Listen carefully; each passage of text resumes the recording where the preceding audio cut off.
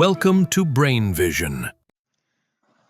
All right, today we will be continuing our discussion about probability distributions. We'll start out with reviewing our definition and our two rules that go with probability distributions, and then we'll be looking at an example and determining if it is a probability distribution or just a distribution and not applicable to be a probability distribution. So to start with, probability distribution is a table or an equation that links each outcome of a statistical experiment with its probability of occurrence. And the two rules that accompany that is number one, all probabilities in the probability distribution must be between 0 and 1. Can't have negative probabilities and can't have probabilities greater than 1 because, well, then they're not probabilities anymore.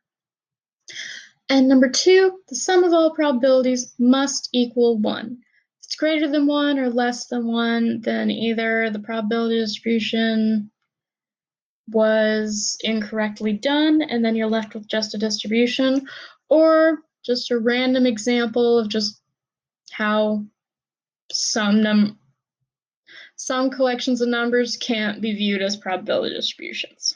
Now, our example for today is as follows. We have our events over our probabilities of said events. And our x's today are 3, 7, 9, 12, and 14.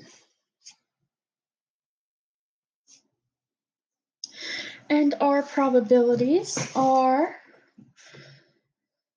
4 over 13, 1 over 13, 3 over 13, 1 over 13, and 2 over 13. Now, just from writing it out, once again, we can see that rule number one, all probabilities in the probability distribution must be between 0 and 1, and that rule is followed. We don't have any negatives, and we don't have anything exceeding 1. Number two, sum of all probabilities must equal 1. So we need to calculate our total